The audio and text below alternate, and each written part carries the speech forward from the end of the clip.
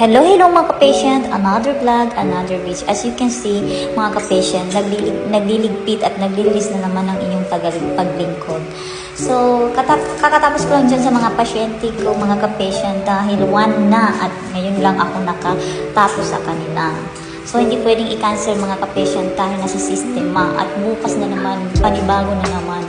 So, ewan ko ba dito sa Saudi mga ka-patient, pag sinabing it ay talagang nagpapaganda sila, especially sa kanilang mukha, mga kuko, ganyan.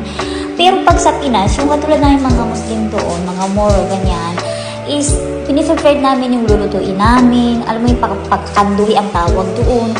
Tapos, napaprepare kami ng mga pangsala namin damit. Yun yung piniprepare ng mga tao sa Pinas. Pero dito, iba yung mga ginagawa ng mga tao dito, nagpapaganda. Ewan ko ba, hindi ko alam sa kanila, pero iba talaga sila guys. So, anyway guys, continuous pa rin tayo sa paglilinis dahil pagkabukas niyan guys at umaga, may human CCTV na nag-check ng ating derma. At pag konting-konting lang ng madumi dyan or any mistake lang, ay, sisermonan ka. Ganun talaga. Naghahanap ng, alam mo yun, sakit sa ulo. At wala naman siya mahanap sa akin guys dahil FYI, bago ko umaalis ng aking derma, ay nililinis ko talaga lahat-lahat yan.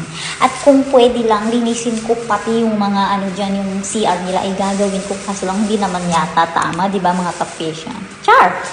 So, ayan, binabalibag ko na yan kasi sobrang grabe na yung pagod ko at hindi pa ako kumain dyan mga ka-patient. Imagine that.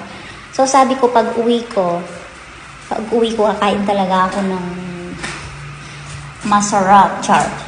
So, ang plan ko talaga dyan mga ka-patient ay dadaan ako sa Lulu. Kaso lang, anong oras na at grabe na yung pagod ko. At feeling ko hindi ko nang kakayanin pang pumasok sa Lulu. Kaya sabi ko, sige, kung ano na lang yung makikita ko sa bahay, yun na lang yung lulutuin ko dahil magpa-fasting ako. Alhamdulillah.